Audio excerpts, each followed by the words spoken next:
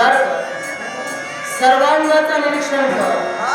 षडरिपूंचा उद्रेक, काम, क्रोध, लोभ, मोह, मद आणि मत्सर या षडरिपूंचा ज्यावेळी उद्रेक माणसाच्या जीवनात होईल त्यावेळी त्या माणसाच्या जीवनात रोग बनून ही विषुचिका प्रवेश करते.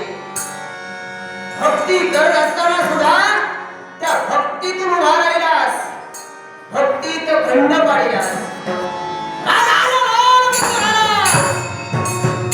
क्रोधावर अतिक्रमण करून तुच्छतेने माझ्या रोगाजवळ पाहू लागलास आणि या संधीची वाढ ही विषुचिका पाहत होती. यावेळी तुझ्या भक्तीत खंड पडलाय. या मार्गाने तुझ्या जीवनात प्रवेश करण्यासाठी ही विषुचिका तत्पर होणार आहे.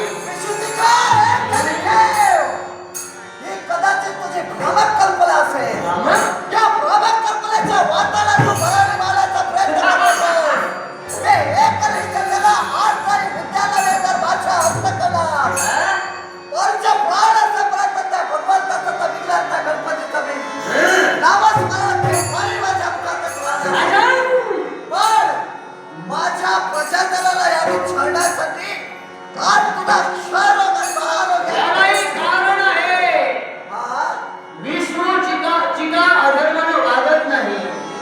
कारण जोपर्यंत षडरिपूंचा उद्रेक होत नाही तोपर्यंत मानवी देहात विषुचिका प्रवेश करत नाही.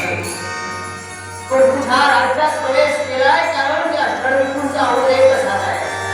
कारण जिथं अधर्म विचार वावरला जातोय, जिथं हिंसा वावरली जाते, जिथं रक्तपात होतोय, कित्येक शत्रू तुझ्या राज्यावर अतिक्रमण केल्यानंतर जे भयान युद्ध तू पुकारतोय त्या युद्धाद्वारे होणारा रक्तपात आणि ते फुटणारं रक्त होय त्या रक्ताचा बळीते.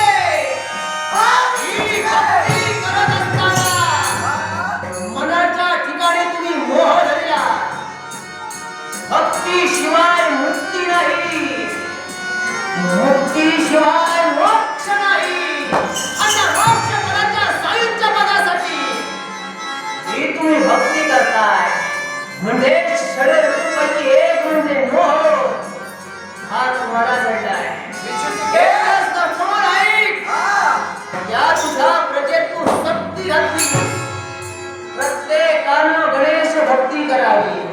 प्रत्येकानं आपल्या हाती असणारं काम टाकून या गणेश याला उपस्थित राहावं. प्रत्येकानं मुखात गणेश नाम घ्यावं.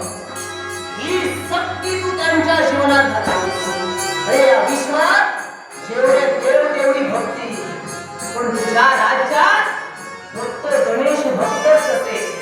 कारण सक्तीचं जोकर हा मार्ग. एवढंच नसून ज्या प्रजेतील काही प्रजा आज वासनेनं मंडित झाली, धर्माचे पुरस्कर्ते म्हणून जे पुढे येत आहे ते मनातून वासनेनं बरगटलेले आहे. अरे मुखात देवाचं नामस्मरण, पण ज्ञानी मनीची वासना त्यांच्या वावरते आणि या षडरिपूंचा जसा उद्रेक होतोय तसा